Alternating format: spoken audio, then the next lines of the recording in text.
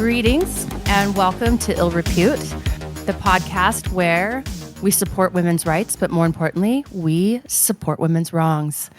I am Sovereign Syre. I am a writer, a screenwriter, a comedian, and a former sex worker. And I am co-hosted by Ela Darling. I am an erstwhile librarian, a virtual reality porn entrepreneur, pioneer, a sex worker, and a big ol' nerd burger of Yeah, you really are. yes. Hi.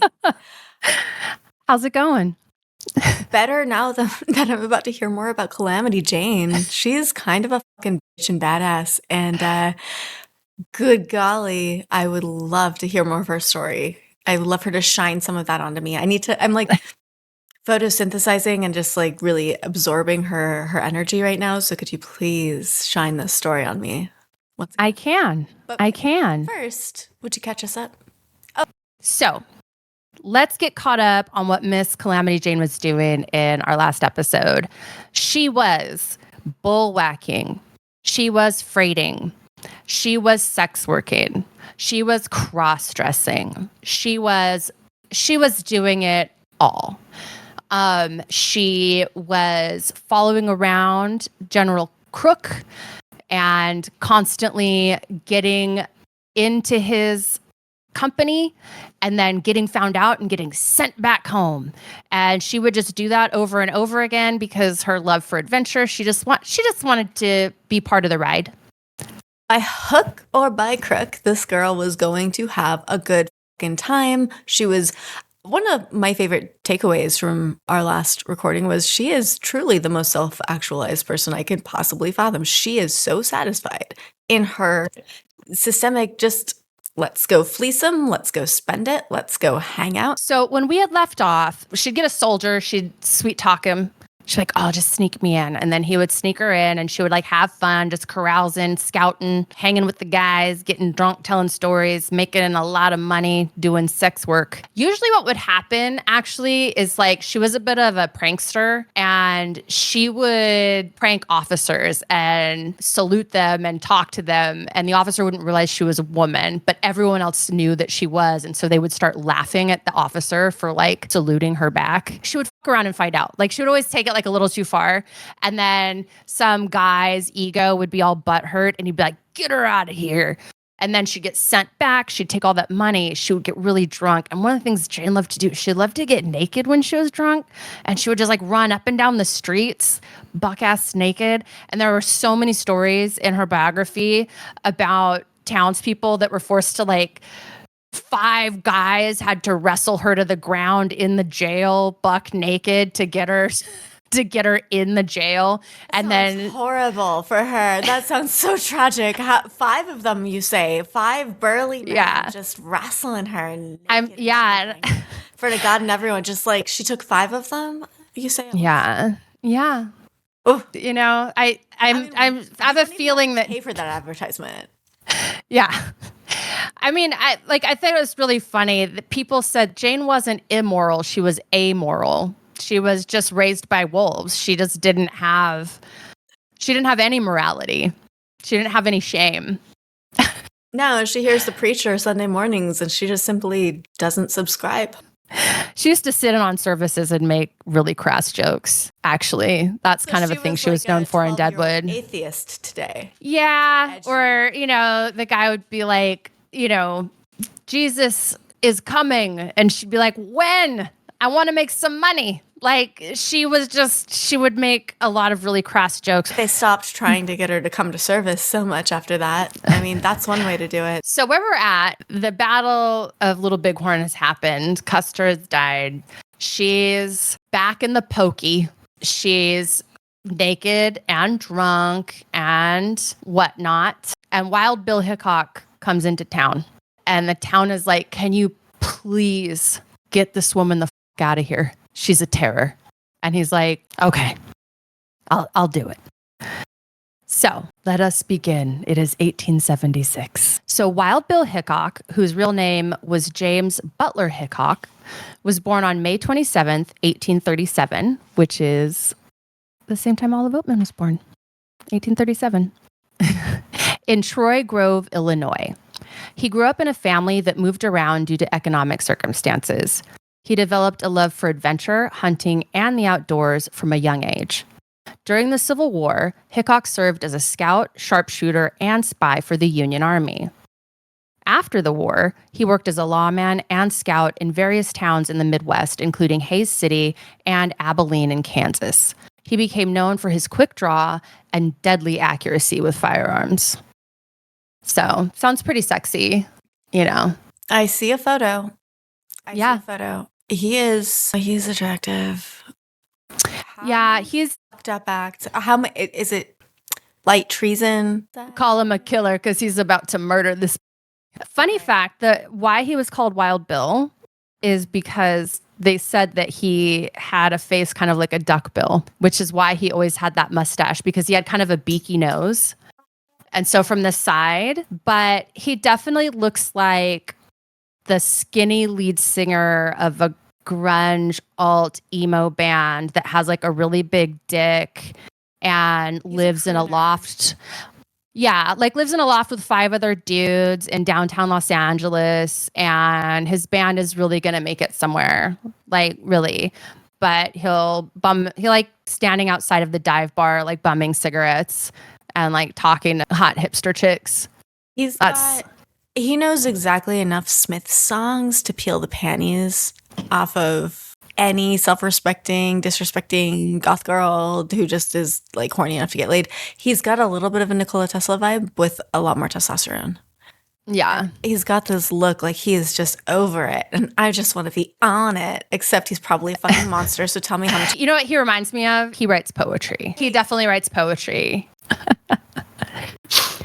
So Hickok was also known for his involvement in gambling and saloon life, of course. He often participated in poker games, and his reputation as a skilled marksman gave him an advantage at the card table. He was involved in several violent altercations throughout his life, and he killed several men in various confrontations.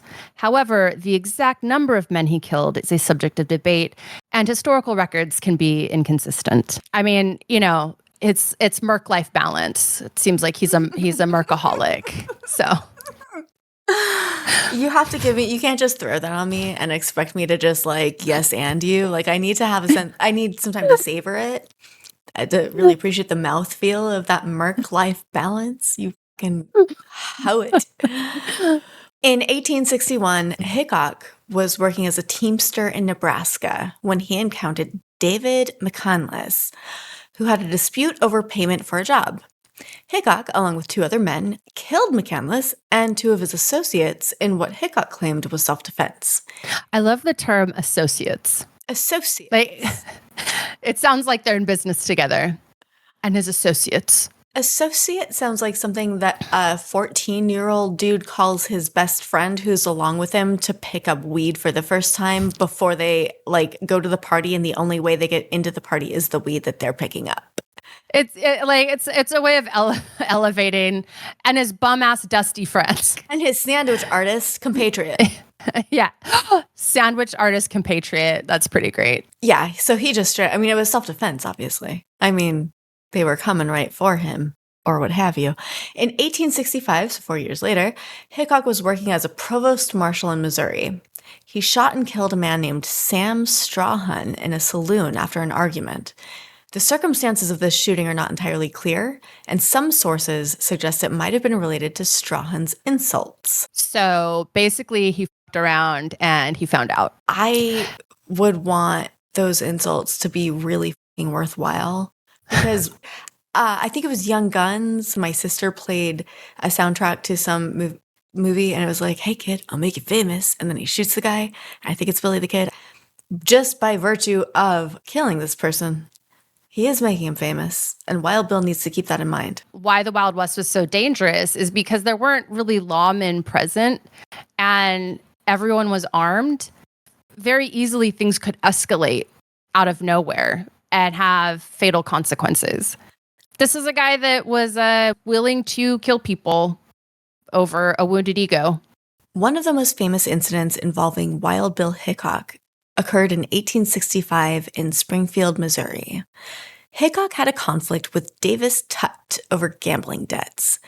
They engaged in a public duel, which is often considered one of the earliest examples of a quick-draw gunfight. Hickok shot and killed Tutt in the duel. Before his more well-known activities in the American West, Hickok was involved in the Bear River Massacre in 1863 during the Civil War. He was serving as a teamster when he participated in an attack on a Shoshone village. Before his death, Hickok briefly worked as a performer with Buffalo Bill Cody's Wild West show, where he reenacted some of his famous gunfights and demonstrated his shooting skills. Now, I have to ask, to what degree were the two gentlemen's accomplishments, achievements, notoriety conflated? Because I already have conflated them in my mind. Buffalo Bill and Wild Bill. There were a lot of Wild Bills. So I have a Wild Bill in my family, last name redacted, but from this same time period. And I found that there were a lot of Wild Bills, which seemed to be, I think, just something around people that worked as scouts or that were just rambunctious, but that seemed to be kind of a moniker that was spread around quite liberally. It should be pointed out, there were a couple Calamity Janes, women that went by Calamity Jane. This Calamity Jane was just the most famous. Right. There weren't a bunch, but there were like 2 or 3. Well, I think that tends to be the case. There's always a few like more popular colloquial names. Like when I was in high school, Nate Dogg was a thing. So like when we had to study the Scarlet Letter and read Nathaniel Hawthorne, we called him Nate Dogg Hawthorne because it made it slightly easier to suffer through. Like not very much. It still sucked ass. When Wild Bill showed up at Fort Fetterman, he was already famous. He arrived as part of an outfit guiding settlers to the settlement of Deadwood. An officer begged him to take Jane with him, and he agreed. Because Jane was naked, the men in the outfit gave her various articles of their clothing to wear. Over the 2 weeks it took to get to Deadwood, Jane worked as a driver and cook, and at night as a storyteller. She was immediately beloved by the other men.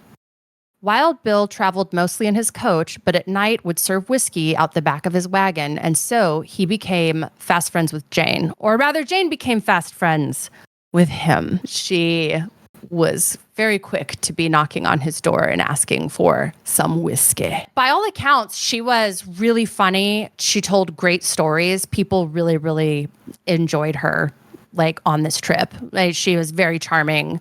People just really liked her. And that's something that came through over and over again. Is what was overshadowed was all of her alcoholism and her wild ways.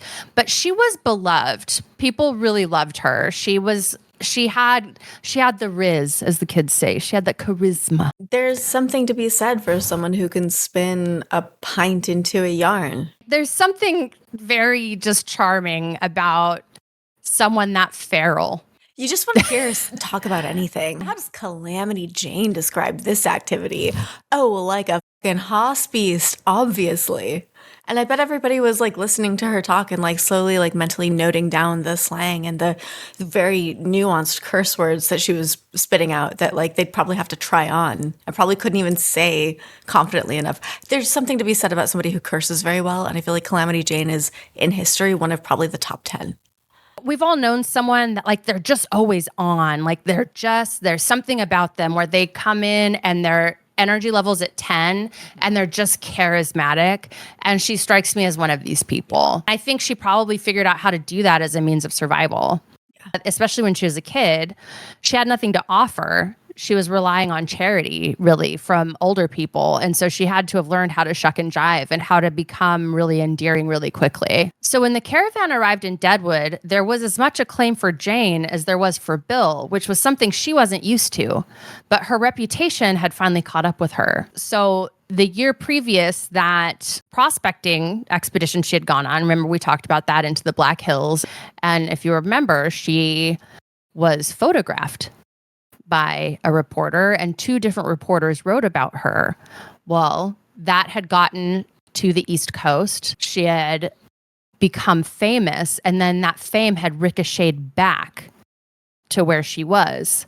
So when she rolls into Deadwood and people are cheering for her as loudly as they're cheering for Wild Bill, she's surprised because what the fuck is this? She's illiterate. She never learned to read or write. Right. she doesn't read the paper. She doesn't see what's going on. She doesn't realize that while she's been trying to scout and trying to smuggle herself into Crook's company and then coming back and getting faced in town, she's become a celebrity. Yes. How does it dawn upon her? Do we have anything like This moment. Okay. They roll into town in a caravan and people are suddenly treating her like she's as important as Wild Bill is. And this is shocking. So Deadwood it was a few fronts, a saloon, and tents, but there was a dance hall there, and Jane needed to make money. Heretofore, all of the men had known her as dressed in men's clothes, cursing, spitting, drunk. And then she goes, I need some money. I got to go to the dance hall and sell some dances. Wild Bill gives her some money. She dips. They don't see her for a couple days. She comes back. She's in a gown. She looks hot. And she has all of his money and then more money. And she's like, here you go, daddy. Here's your money back. And he's like, just keep it. At least you're clean and you're dressed like a woman. That's Wild Bill's response. I think that this is where her relationship with Wild Bill really formed, in the sense that he's someone that just helped her and then didn't want anything in return. And I think that she grew attached to him because he was the kind of man she wanted to be.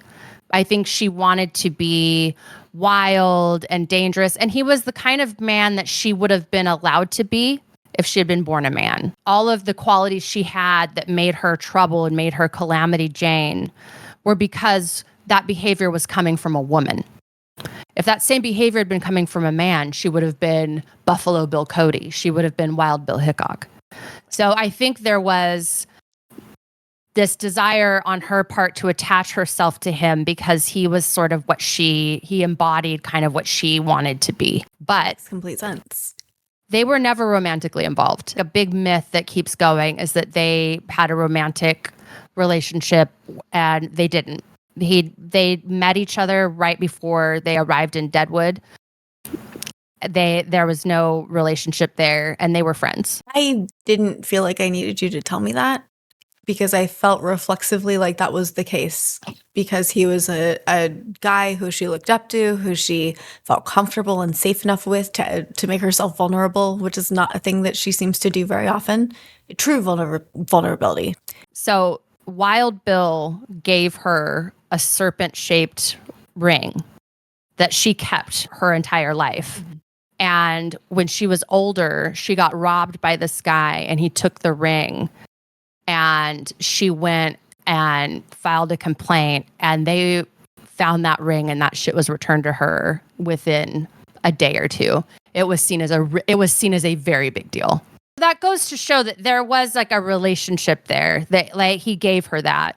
So there was the way that you invest in someone that you care about. And I don't know, maybe it's because I'm a whore, and maybe it's because I'm someplace in my weird life cycle, but there's something about that story that just, when you tell that to me, I think, yeah, of course. He saw her on her own venture. He invested in that venture the way that, he'd probably invest in someone else who needed that same amount of money to, do whatever venture they were trying to do. Her venture happened to be her, and he was cool enough to like let her do that, and that's cool. So Jane worked in the hurdy-gurdy houses. Sovereign, do you wanna explain to me what you just made me say those words in conjunction? Hurdy-gurdy houses. That's what they called them. Hurdy-gurdy houses were dance halls. They were places where they weren't brothels per se. Mm-hmm. They were places where you could go and you could dance with girls, and you would buy them drinks. And then at the end of the night, the bar would split their profits with the girls. So you weren't paying for the dances, but you were expected to buy drinks for the girl. And the house would then reimburse the girl for her earnings. But also, people got talked into doing other things. So they weren't straight up brothels. They were points of opportunity. Dance halls. They were also kind of known for just a general level of rambunctiousness, So there's dancing, there's gambling, there's pretty girls. you know, Years of a particular type of good time. And I love to see it. yes. Yes. So Jane was working in the hurdy-gurdy houses, and she was a dance hall celebrity. Men were not charged for dancing, but after the dance, they were, as you said, expected to take the girl to the bar and buy her a drink. Then she and the barman would split the money, and Jane was very good at making money, obviously. It was said that in the early days, there were so few women in town that one night they dressed a young man up like a woman to sell dances, and he did well, which... I mean, nature finds a way. This is, to me, is like a great hoe story, which is she's great at sales. Yes. So when you look at pictures of her and this and that, and people are like, well, she looked like this. And at that, she was 5'9", which was very, very tall for a woman at that time. She was described as very sturdy, high cheekbones. She usually had her hair cut short. People often thought she was part native. I did all the research. She's not, but a cousin of hers did marry a native in Wyoming later, Simon Canary. But there was none of that, but people thought she had some kind of exotic thing about her, which just is all part of she was good at sales. So this very unlikely package, and keep in mind, this is the 1850s. This is, women are domestic angels. Like we learned in the Olive Oatman story, women weren't even public speakers because it was considered too masculine. Right. So here she comes, dressing like a man, cursing like a sailor, drinking like crazy. She's a whore. She's tall. She's masculine. And yet she is like a top earner in the dance halls. Now, part of that has changed because of this new celebrity. And so there's also the allure of, I want to dance with Calamity Jane. Like, oh my God, right? And so there's also this element coming in. But I think it's important that this is a woman that was good at sales because she was a tough sell. And it's not like there was zero competition. But also, I think it's the industriousness of hoes. There's not enough women. What are we going to do? Let's get the fancy boy over here. Put on this dress, darling. Yeah. That's the industriousness of hoes. You look famous, baby. And I don't know enough about the story to start to dip my toes into any potential trans storylines going on there, but I want to acknowledge that who knows, that could be.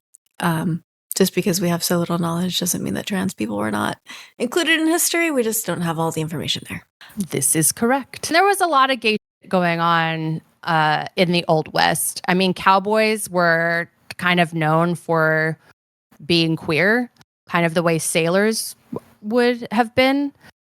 And it came from this idea that they lived and worked with other men primarily and spent a lot of time alone with other men. It just like sailing men on ships, and like when men are isolated and together, they're going to have things they're going to want to get. I mean, I was surprised, but apparently back in the day, cowboys were it was sort of like sailors in the Navy. It was kind of nudge, nudge, wink, wink. We all know that at night out in the mountains, when two cowboys are just there together sharing a blanket, they might be sharing a little bit more than that. And by more, I mean sex. I feel like with the loss of nuance, we've lost human connection and human resilience in the face of desolation. Yeah. Which is to say, if more men fucked each other in the ass, we'd have better lives.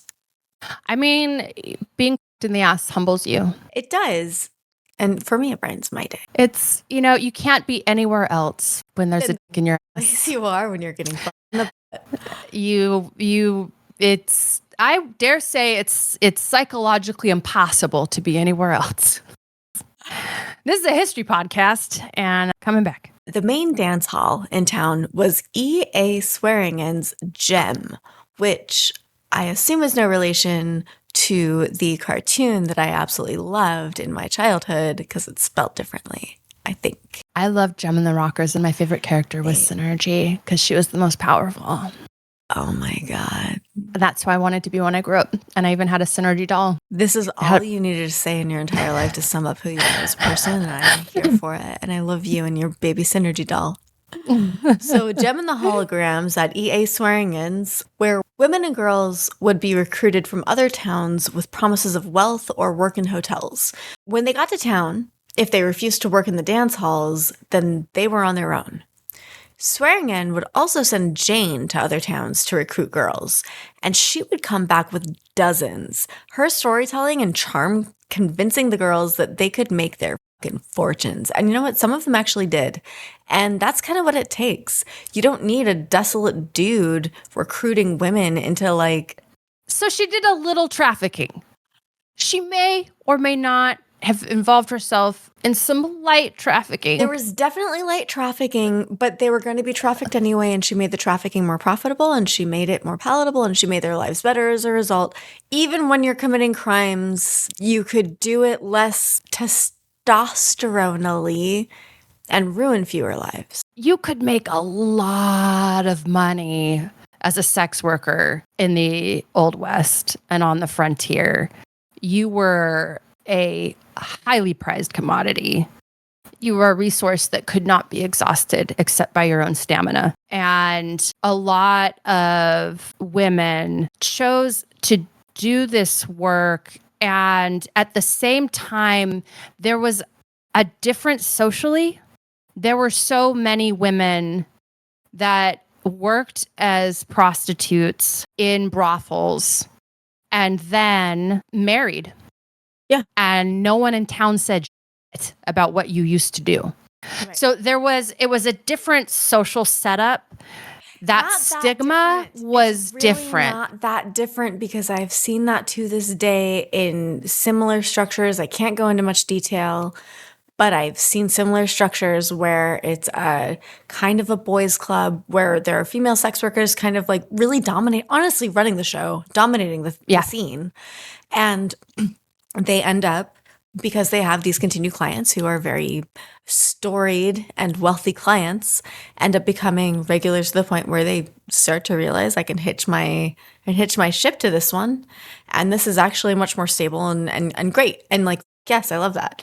But it's something that still happens today, because hoes still have shit to do, and men still need comfort and affection on whatever level. Well, what I'm trying to say is that socially engaging in sex work in the Old West at this time was not the kind of red letter that it would have been in the city. Okay. Yeah. There was an understanding that you were providing a resource that was needed because you had so many men and they needed companionship and they needed something to sort of temper their appetites so that they wouldn't go do crimes. Right? Which is what we've seen now, which is rape and other crimes like that are greatly reduced in areas where sex work is legalized or where strip clubs and adult bookstores are allowed to be zoned. That when sex workers are present, violent sexual crimes go down. That is a sad statistic, but it is a statistic. So not necessarily because those people are directing their harm at sex workers, though we should keep that in mind when we say, well, all of these problematic violent men should just go hook up with an escort. It's not saying that they were absorbing that violence, but by men having an outlet for their sexual desires, they were less likely to become frustrated and then have a short temper and go kill someone at a saloon. There was this understanding of their necessity, and by them being necessary, you couldn't get away with stigmatizing them too much. Right. Because then they wouldn't do the job or they would leave. Yeah. So you had to have a certain level of acceptance of their presence if you wanted them to stay around, and they were vital to the building of the frontier.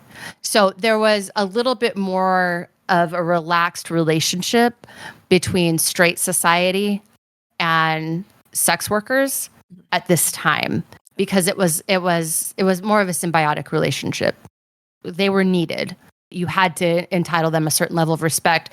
And so a lot of women would involve themselves in sex work for a while and then end up marrying and go on, and no one would talk about it. It's like it would never be brought up again. Yeah. Because you had to allow for that because there were just so few women.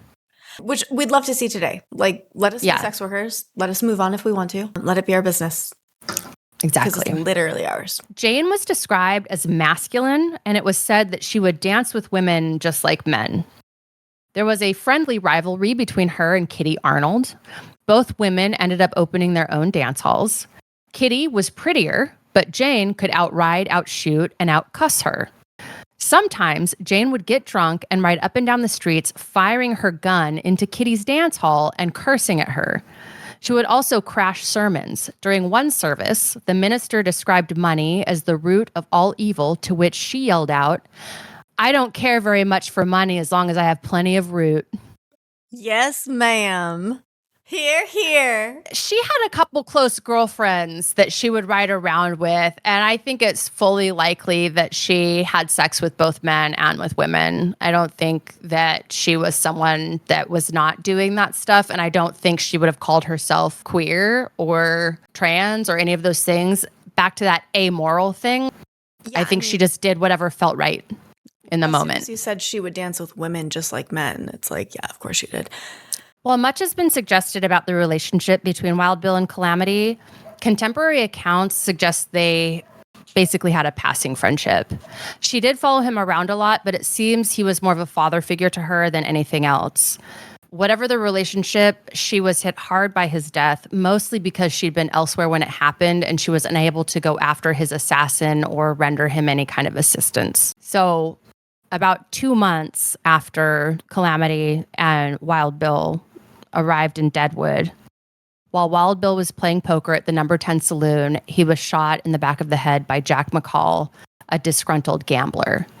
Hickok was holding a pair of aces and eights, which became known as the dead man's hand.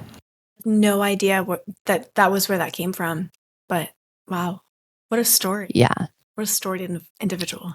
If you think about it, that's pretty wild. They arrive at this town for 2 months. It's just wild partying, dance halls, all the things. She's got this great father figure. And then one day, randomly, a guy walks into the saloon and just shoots him in the back of the head and kills him. This guy that's killed dozens of people, this guy that is renowned for being a sharpshooter and all of the things, and he's taken out by just a random dude. I can't imagine how grating that must have been on her. Like, that would become like your primary focus, one would think. Deadwood had become a dangerous place at the time. The town's population had swelled to 10,000 in a few short months. But there were... That's like, let me just cut it. Really think about that. In the span of 2 to 3 months, a town goes from like 5 people to 10,000. Like, really wrap your mind around that. Like, that's crazy. That's insane. And in just a few months, like, you don't know anybody. The way you move to a new place, like, you just constantly, it's like living in a bus depot. Yeah. I mean, and people would describe boomtowns like this, that every day, no exaggeration, hundreds of people would arrive. So even just having the logistics and the infrastructure to support that is crazy. Yeah.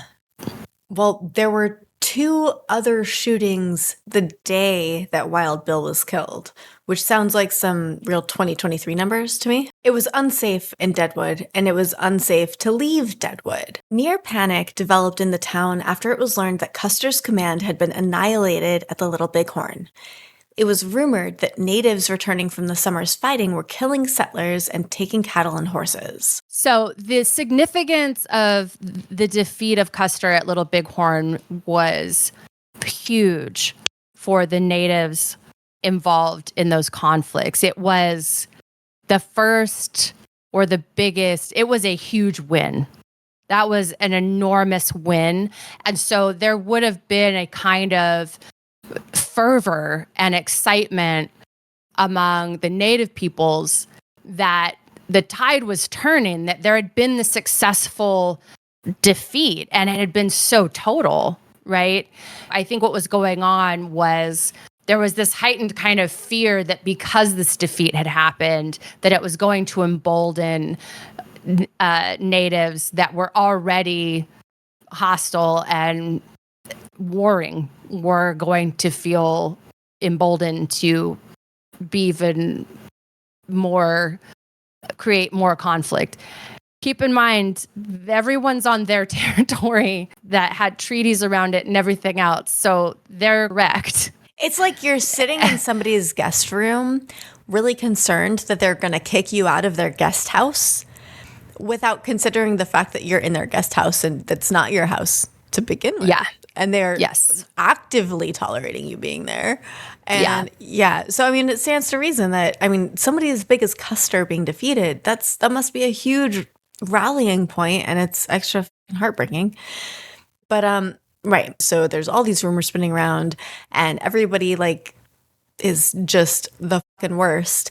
At which point, fear of natives brought offers of a $50 reward for a native person's head. On the same day Wild Bill Hickok was killed, Brick Pomeroy was chased by natives while searching for wandering stock near Deadwood.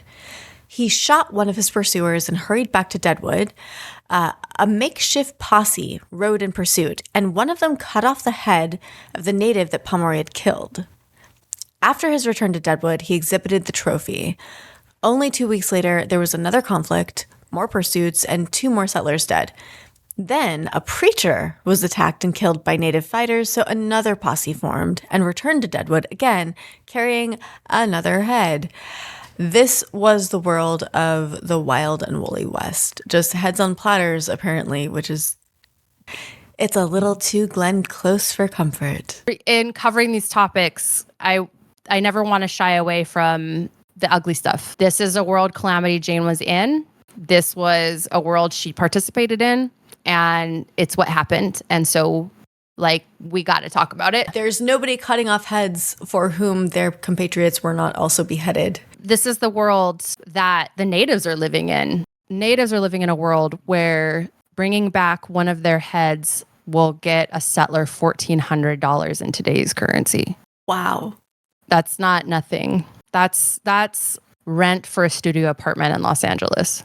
I was about to say the opposite. I was about to say that's nothing. That's like rent for a studio apartment in Los Angeles. To murder? To murder. So once the railroads that were connected in 1869, when the final golden spike was driven in the railroad that connected the east to the west. And that, for a lot of people, is basically when the frontier ended. Like, we did it, Joe. We did it. We've got until travel. Yeah. Like, we can go from Seattle to Buffalo. We can go from Charleston, South Carolina to Los Angeles. Like, we did it. So what happened in the ensuing years, where Jane jumps into the mix, is now all the little tentacles start coming out. Now it's spreading out so that it's fully connecting every single region to every other region. With kind of the end of like the frontier and the loss at Little Bighorn, interest on the East Coast is really high in this world that's like the wild West. Once frontier kind of ended, that is when interest in these characters of the Wild West kind of became very popular in big cities. It's like a established canon at that point. Yeah. Well, very romantic, right? You romanticize something after it's gone. Of course. So as for the frontier is rapidly becoming civilized, essentially, the things that made the Wild West kind of special and attractive to settlers are quickly being done away with. So law and order is coming in, banks are coming in, regular structured houses, normal social rules. You're starting to have like a gentry, right? They're recreating the thing that they were running away from. Right. Yes, but they're the ones making it, so they'll do it better and different. Of course. So while her exploits had made Jane a local celebrity, the early accounts of her had finally reached the East, and her fame catapulted into the stratosphere when she became a featured character in a dime novel in October of 1877. Dime novels were a popular form of inexpensive fiction that emerged in the United States during the 19th century. These novels were called dime novels because they were typically sold for a dime, making them affordable for a wide range of readers. Dime novels played a significant role in shaping popular culture, introducing adventure, romance, and excitement to a broad audience. Dime novels gained popularity during the 1860s and 1870s. They capitalized on advances in printing technology and distribution methods, allowing for mass production and widespread circulation. They covered a wide range of genres and themes, including westerns, detective stories, romance, adventure, historical fiction, science fiction, and more. I learned so much about this in library school. This was actually a whole class. Oh my gosh, let's talk about it. Oh man, there's so many laws that came out to regulate pulp fiction, specifically through the mail. A lot of our early obscenity and pornography laws are tied to the mail system because of the way that pulp fiction, pulp novels, and all of these things that, I mean, since the dawn of time, essentially, we've been clutching our pearls, worrying about how kids are going to endure the media these days, whether it's these pulp novels or these comic books or. Did I tell you, like, there's a quote, I believe it's either Socrates or Plato, but BC. There's a quote where he's talking about how children should not be told the myths because the gods and goddesses get up to so much crazy shit and have so much sex and do so much raping and killing and stealing. They're so immoral that children should not be exposed to the myths. Like, these stories should not be taught to children. And that was BC. So yes, the pearl clutching around what we expose children to is literally as old as writing. This is something that I bring up to illustrate, like, boomers or their prerequisites just clutching their pearls over the same. We've always been an organism that loves to live and thrive and then love to criticize the next generation of people living and thriving as thoroughly and excruciatingly as we can, thus divesting ourselves from any prior sins of our own. If we can really thoroughly lambaste the next generation for their chicanery, then, everything we did was just how it was at the time. Dime novels were a big goddamn deal in terms of literature, in terms of culture, in terms of access to information and new ideas. And dime novels were really fucking cool, because I have to say it. But they often featured sensational and thrilling narratives designed to capture readers' imaginations.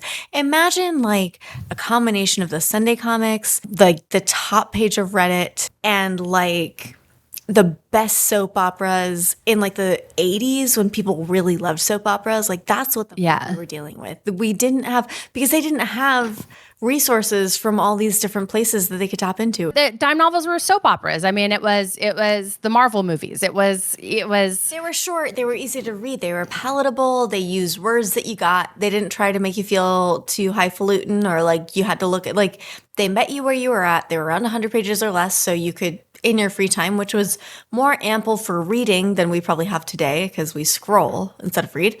But it also had they had really great illustrations, which today is why a lot of the reason why we are aware of pulp fiction is because of the cover illustrations. They were serialized. Each issue had part of the ongoing narrative, so you needed to keep buying it, just like comic books. The format encouraged readers to collect and follow multiple installments, and many dime novels were written by unknown authors, often using pen names. So you could have an ongoing narrative that didn't have to have the exact same person writing it the whole time.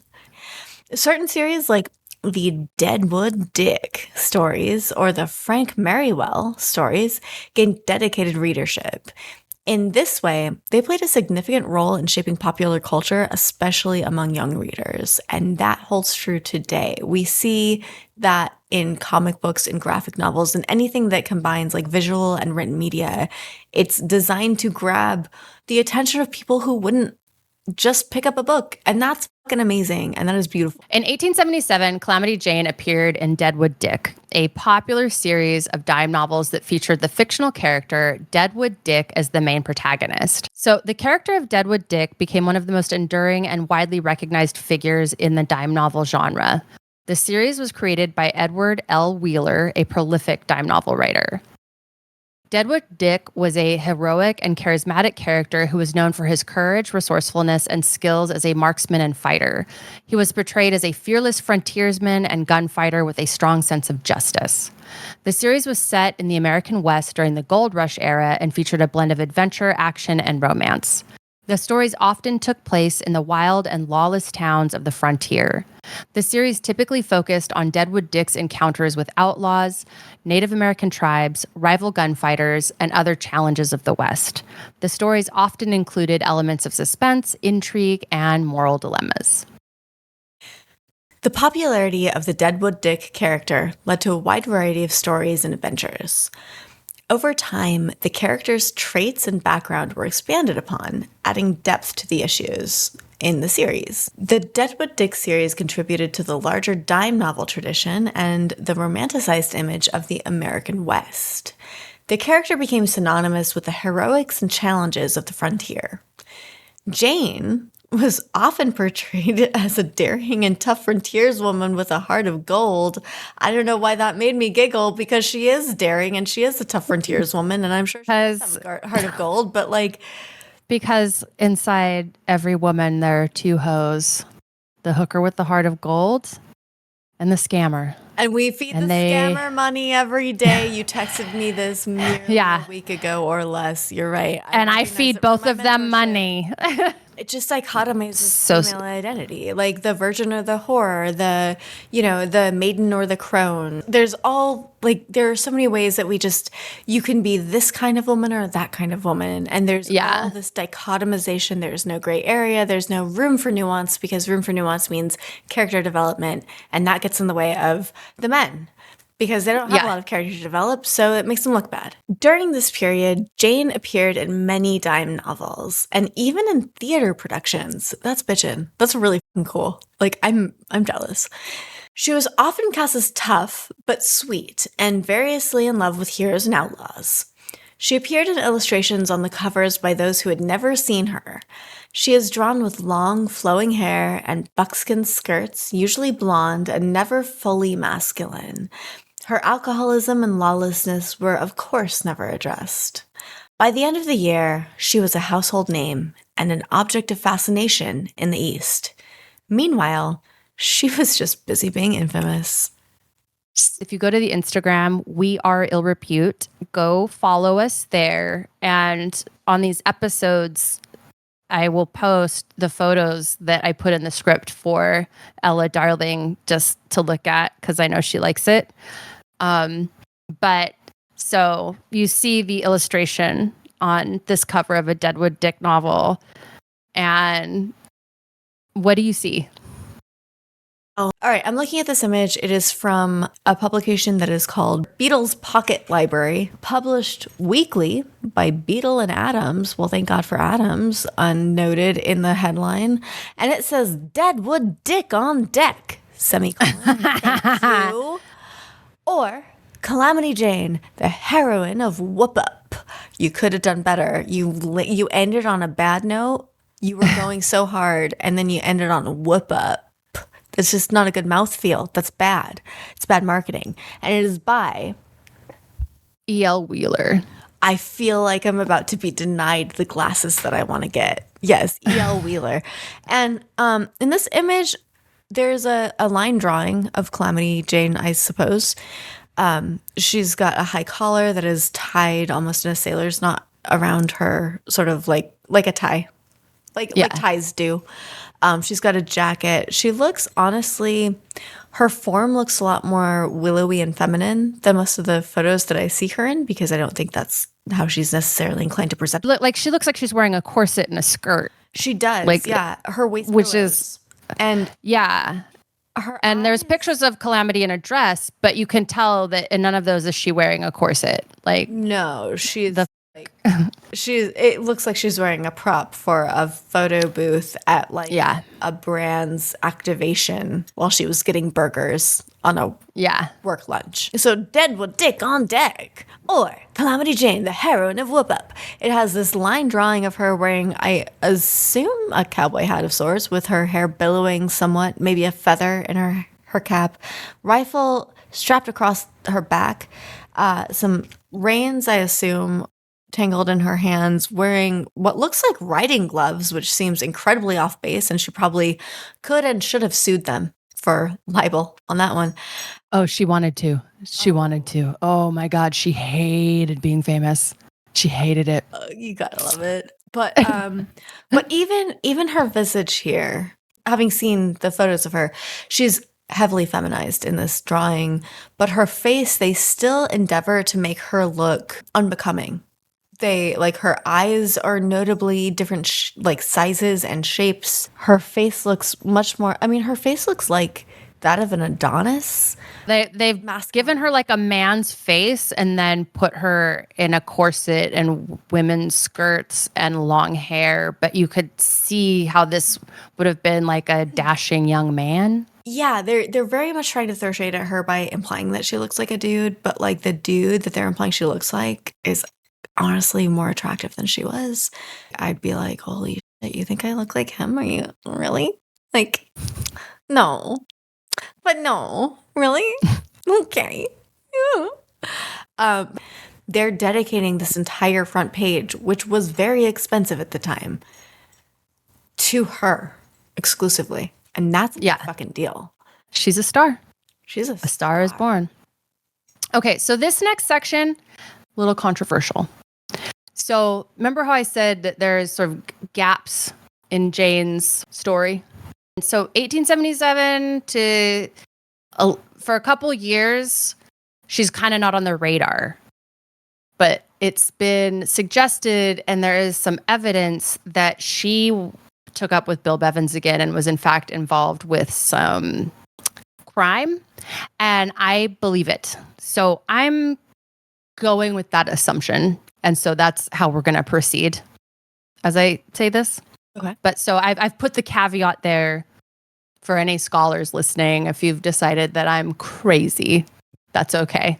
I just believe that this is a very likely scenario based on the other evidence that is there. So in 1877, many believe that Jane took up with Bill Bevins again. So do we remember Bill Bevins? We remember Bill Bevins, but why don't you just give us a quick primer? So Bill Bevins was a prospector who struck gold, and his gulch, Bevins Gulch, is still there, still named after him. It made him a millionaire, and he quickly gambled all of that away. He was a very good gambler. He would win too often. He even survived an attack where he was shot and stabbed multiple times after winning a hand. He supposedly seduced Jane when she was 10 years old, molested her, assaulted her, whatever you want to call that. You know what? It actually, over the course of several episodes, escaped me. It probably has not escaped our listeners who, if they're anything like me, are listening on binge mode,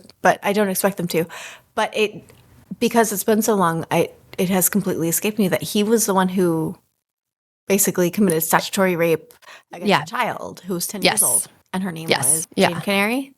Yeah, Martha Jane Canary. Martha Jane Canary. All right. Now, there's a connection there. So Bill Bevins was in Helena, Montana, and then in Utah in 1868, like recovering from that bar brawl where he was shot and stabbed. And that's when he made the acquaintance of Frank Gerard, who was the really handsome Eurasian fellow that we were talking about in the last episode, who went on to be this huge scout and super famous dude who in his later life worked as a marshal and had to arrest Bill Bevins several times because Bill Bevins eventually ran out of money and became a criminal. Frank Gerard is one of the names that Jane gave to a woman later in life that was trying to petition for Jane to get a pension from the U.S. government. She had listed Frank Gerard as someone that would verify that she had indeed scouted for the military. So in 1877, Jane took up with Bill Bevins again, but his career trajectory had changed. From the book Assault on the Deadwood Stage.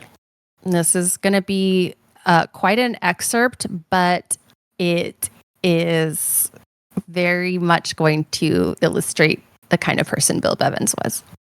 And also we'll show you how Buffalo Bill Cody, it was a small world. So this is from a book called Assault on the Deadwood Stage, and this is describing Bill Bevins.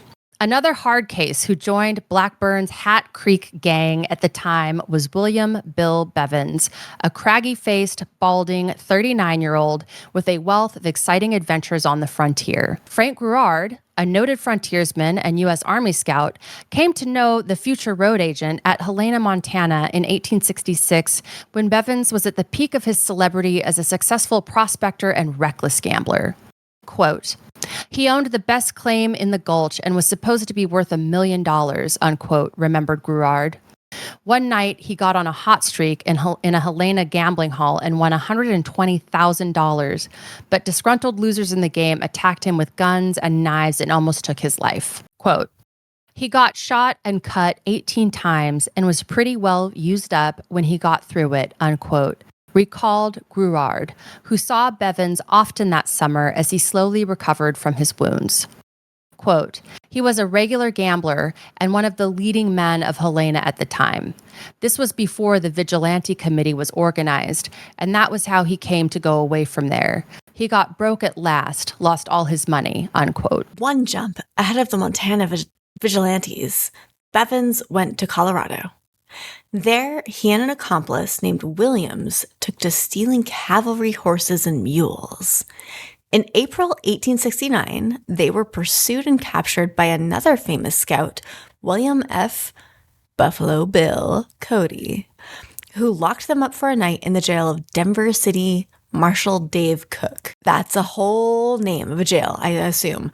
The next day, Cody and 3 other scouts started for Fort Lyon with their prisoners and the stolen stock, camping that night on Cherry Creek, 17 miles from Denver. During the early morning hours, Bevins made a daring escape attempt. Grabbing his shoes, he jumped over the fire and ran off in his stocking feet. I like that he took his shoes. He was a forward thinker. He knew what was coming. This is a great story, by the way. I'm glad for you to hear it. So he's just like, well, let me grab my shoes. I know he's a bad man, but this is a great story. Awakening, Cody sent a shot after him, but missed. Williams attempted to follow him, quote unquote, Cody recalled.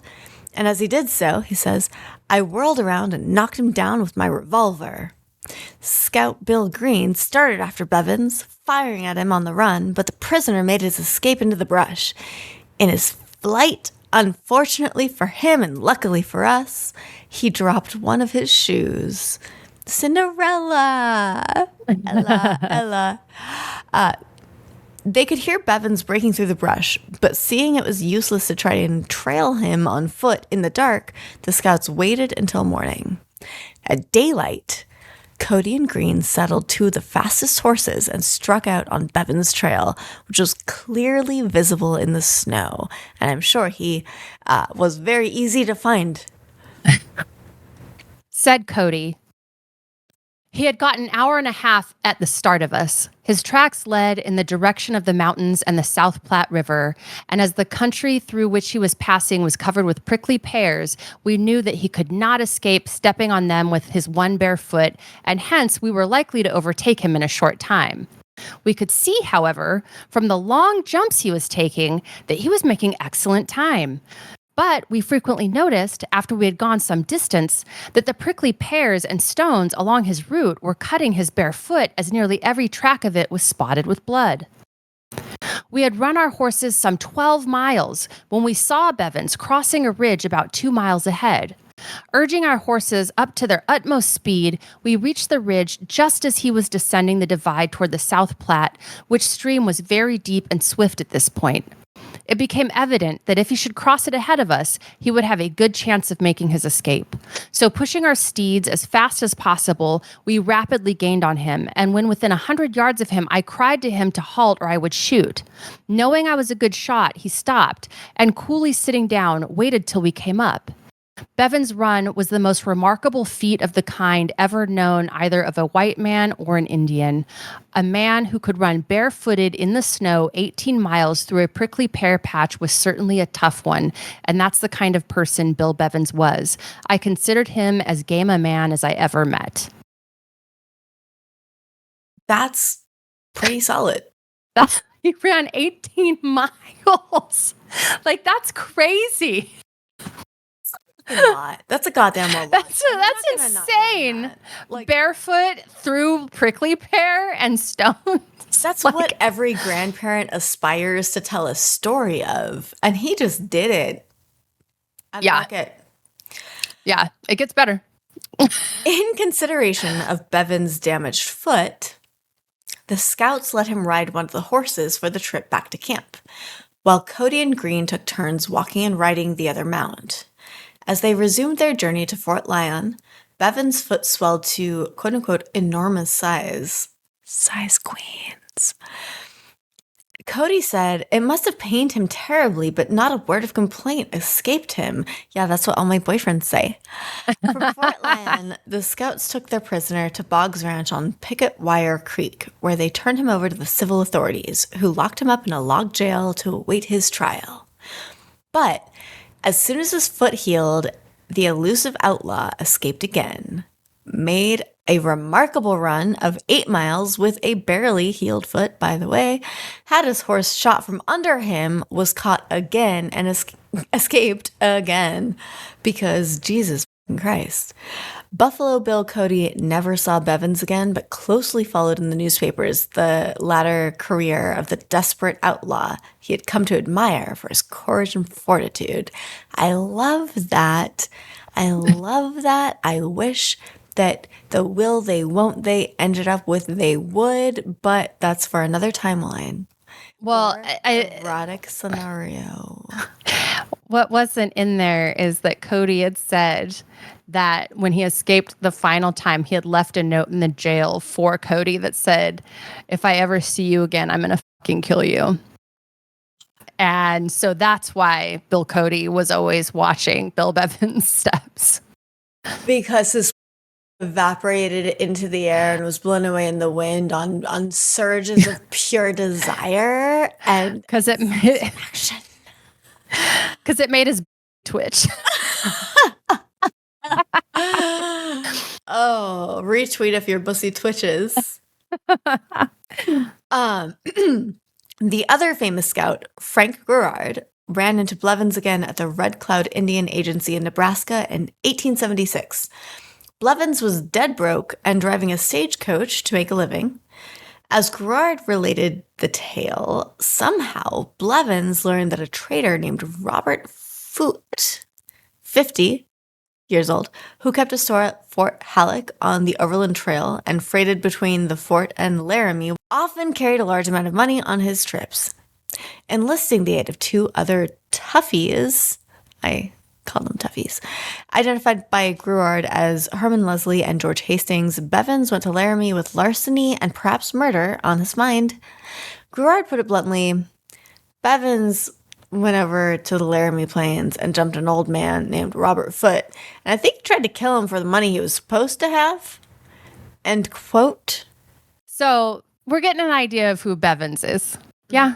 Yeah. And where he's at around 76, 77, he's starting to low on funds. He's selling government mules. He's stealing things. He's escaping prison. The records show that on August 13th, 1876, Bevins and a companion, 27-year-old Herman Lessman, attacked and wounded Foote.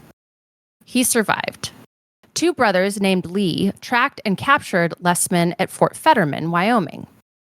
A Carbon County, Wyoming jury convicted him of assault with intent to kill on September 24th, 1876, and he was sentenced to 2.5 years in the territorial prison. Bevins, arrested and tried on the same charge, was convicted on February 7th, 1877, in the Albany County Court on a change in venue and given an 8-year sentence. He was confined in the Albany County Jail at Laramie, pending an appeal hearing filed by his lawyers. This is such a great story. Other inmates of the Hooskow at the time included a petty crook named Charles Bond, 3 Laramie Cyprians, which is another word for whores, Elizabeth, Pawnee Liz Stevens, Julia Coyle, and Mary Frank. And a 17-year-old kid with sharp gray eyes recently arrived in the West from his Ohio home. The youngster, Clark Pelton by name, fancied himself an expert with guns and had come to the Great Plains in the fall of 1876 with the romantic notion that he could become a great antelope hunter.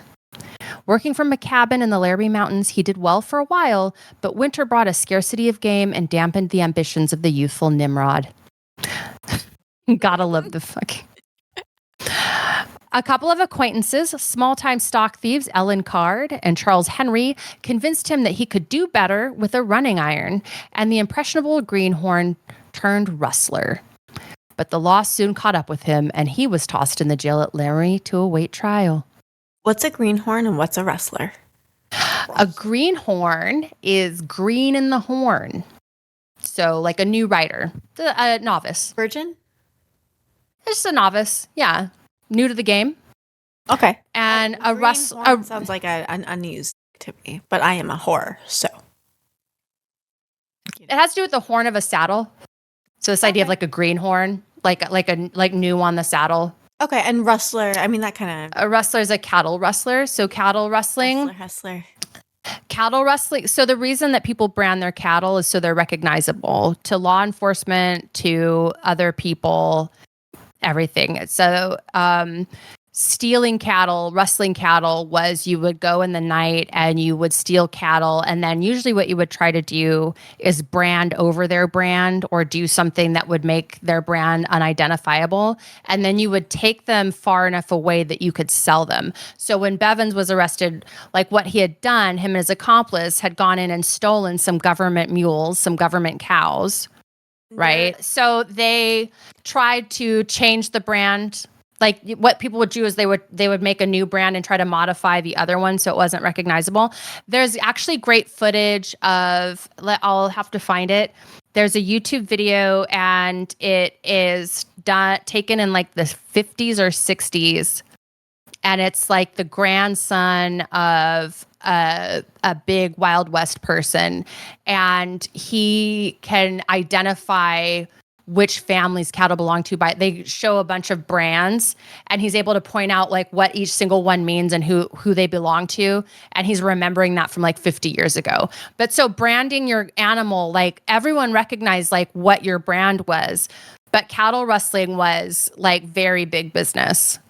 Right. For sure. Despite Pelton's inept initial step into outlawry, his cellmate, old warhorse Bill Bevins, saw potential in the young man and took him under his wing.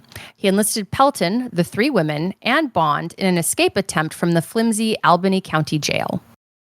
With the aid of a knife blade one of the inmates had secreted, they cut a hole from Pawnee Liz's cell to the outside, and on the night of April 3rd, 1877, made their break.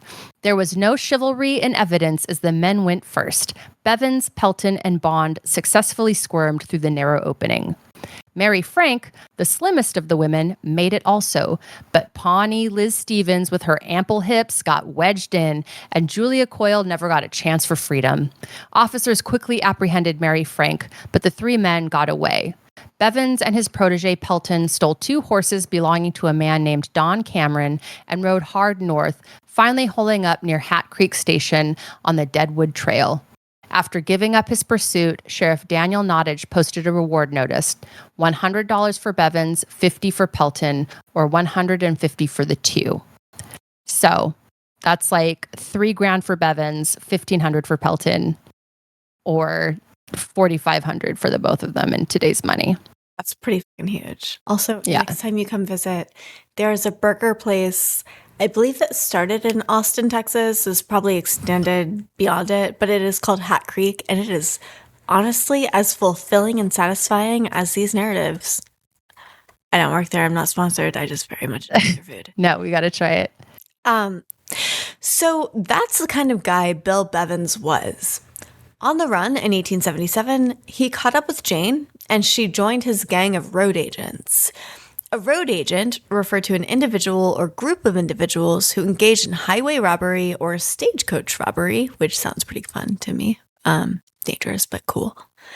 Road agents targeted travelers, stagecoaches, and wagons traveling on remote roads, trails, and thoroughfares. They would ambush their victims, often using violence and intimidation to steal money, valuables, and goods. What else the fuck are you going to use? Like your really cool Pokemon card? Like, that doesn't work. Road agents were essentially highway robbers who preyed on travelers in areas where law enforcement was scarce and communications were limited. They took advantage of the vast and isolated landscapes of the frontier. They targeted a variety of victims, including individual travelers, merchants, miners, and stagecoaches carrying valuable cargo, such as money, gold, and supplies, and they often attacked in remote areas where help was not readily available. They've got their shit worked out. They've thought it through. Respect. Road agents typically employed ambush tactics, lying in wait for their victims to pass by before launching a surprise attack. They often used weapons and threats of violence to intimidate their victims into surrendering their valuables. Some road agents organized into larger groups to carry out their criminal activities. These groups often operated in specific regions and became infamous for their robberies. One example is the notorious Hole in the Wall gang in Wyoming. Several high-profile stagecoach and train robberies were carried out by road agents. These included the robbery of the Union Pacific Overland Flyer in Wyoming in 1899 and the infamous Great Gold Robbery in Montana in 1866.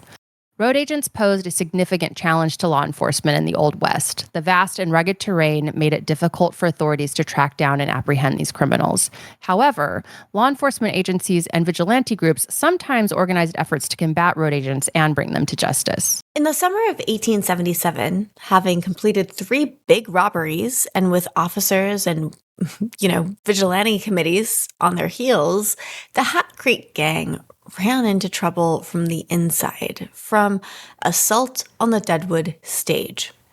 This is a quote. With a troop of cavalry combing the breaks of Hat Creek in search of them, members of the gang thought it wise to clear out of there for a time.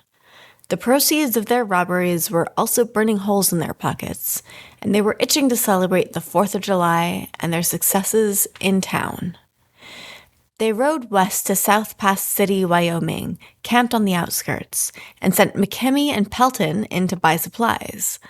When the two returned, a Jane, or our Jane, took McKimmey aside and informed him she had overheard Bevins plotting to murder McKimmey and Pelton, take their money, and split it with the others.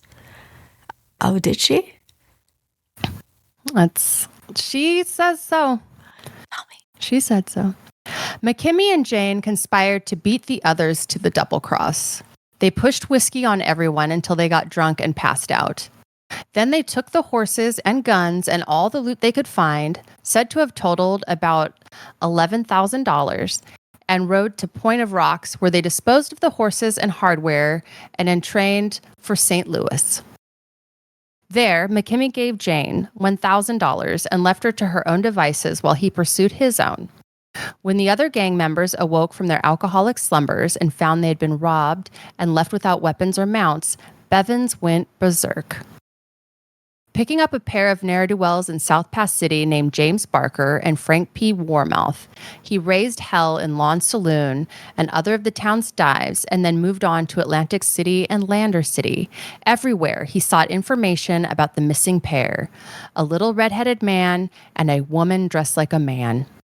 On a tip that his quarry might be on the Sweetwater stage, he even stopped that vehicle and searched it without success. Quote, "By God, I'll find them," Bevins was quoted as growling. "They have the swag." They have the swag. Up. Yeah, if I were cooler, I would make cool noises, but I'm not very cool. That's fucking bitchin' as fuck. Bevins' unusual behavior caught the attention of Sheriff John W. Dykins of Sweetwater County, who dispatched one of his deputies, Irvin F. Cheney, to look into the matter. The deputy, accompanied by a noted civilian scout named McCabe and 2 2nd Cavalry sergeants, Carpenter and Pottager, from nearby Camp Brown, approached Bevins with drawn revolvers as he ate his dinner in a Lander City restaurant and arrested him as a suspicious character. He is sitting there eating his goddamn dinner like a fucking civilian, like an individual, just minding his fucking business, trying to eat his victuals. And these folks come and try to interfere interfere with his God-given right to privacy. Now, how on earth are you going to argue that that's an acceptable turn of A suspicious character. I feel attacked. attack? They arrested his ass. Bevins offered no resistance. They searched him and found a watch that had been taken from J.H. Holiday in the robbery of June 26th. When Sheriff Dykins realized he had the notorious Bill Bevins in custody, he had the army hold him at Camp Brown and wire Sheriff Dan Nottage of Albany County, which I hope to fucking Christ was his way of like, well, we got him now. No need to lay eyes on the prisoner there. Well, this ended up being the time he was finally caught. So And he what? was Like he got his dick stuck in his zipper and then he got away again? no, he actually stood trial and he got sentenced and he went to jail. Someone once asked Jane, "You remember Bill Bevins?" And she said, "Sure, as a dog could find its own vomit, I can find his tombstone." I wish I could speak any turn of phrase with as much like lilt and on Yeah, that she pretty baller. anything she ever said. What a bad. Done with the gang, if you believe that she was with the gang. Some people believe this was not her. I think it was. Done with the gang, Jane set out on her own. So listen next week as we follow Jane into motherhood and marriage. Just when you thought it couldn't get any crazier. Man, I hate it when they end up having kids. Just when you thought it couldn't get crazier. Does that mean I'm gonna pop something out and then I have to be responsible and I don't know what I'm ready to? I just like motherhood and marriage. So also, let's see, she was born in 1856. So at this part in the story, she's like 23. All this has happened. And she's kind of young and dumb. she's 23. But by Yeah. like that would have been like 14. Like she's just keep in mind like all of that, she's already done all of that and she's like 23, 24 years old. She's already been around two really important battles. She's traveled all over the country. She's had crazy romances. She's done all kinds of crazy. She's become a superstar. She's in back east. She's the most famous woman in the. That's crazy. And she has given zero fucks about it. She does not care. She fucking hated journalists. She hated being famous. Yeah. So next week we're talking about Jane becoming like a wife and a mother, which is. I hate to see it, but it happened. Yeah, it happens. It was a symptom of the time. She was probably. I mean, you'd love to see her inured to it, but there's so much. Her story is so rich, and her relationship with her daughter is who her daughter becomes. There's a lot.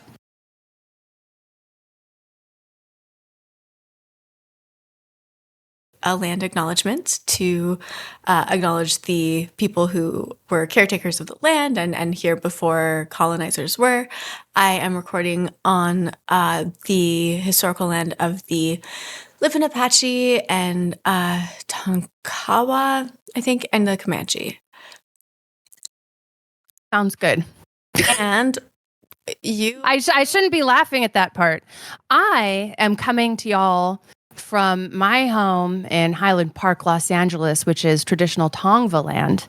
And yeah, I would like to acknowledge that getting to live in Los Angeles, surrounded by the nature and the excitement and the beautiful weather and all of those things are because there were stewards to this land that maintained it and kept it in a good way and in balance with the environment. And I really appreciate that now, especially as we are knee deep in the apocalypse, environmentally speaking. And I in Austin, Texas, the land where we are doubling, tripling, quadrupling down on all of the bullshit that hurts anybody which way. If anybody is going to be hurt by it, especially if they're vulnerable people, oh, yeah, that's Texas. But we do this land acknowledgement because Native people existed on this land before us, and they exist amongst us today. They are not, myths and legends. They are people. They are extant. They are cultures that continue to influence our society and continue to be stewards of the land today, despite all of the things that America's done. Not to too much of a digression, but I was just having lunch with a friend and we got into a conversation about apocalypse and climate change and the urgent feeling of it. And he was kind of spinning off in anxiety, which is he's very good at Shakespearean levels, sonnets of anxiety and despair. And I cut him off and I was like, if you're really concerned about apocalypse, Dr. Kim Tallbear, who is a Lakota woman, she got her degree in the history of consciousness, and she is in a department up in Canada now, Indigenous people and technoscience. I'm going to get her title wrong, but she wrote this book, Native American DNA and Belonging. That's not the exact title. I'm doing all of this from memory. Which she wrote several years ago, talking about genetic testing when that was becoming all the rage, and talking about how Native identity it's a citizenship, it's about relations, it is not about genetic codes. Yes. And she has a Substack called Unsettled, I believe, which is really great. And she has an essay, and at the end, there's a section of this essay that is titled Not My Apocalypse, where she talks about my people have already gone through the apocalypse. We've been going through it for like 500 years. So when I see settlers freaking out over the loss of the empire that they built on my people's apocalypse, I don't feel the same anxiety because I've already been grieving this loss for generations. And it's an interesting thing that in these times, we will probably increasingly end up turning to Native folks for guidance on how to survive an apocalypse.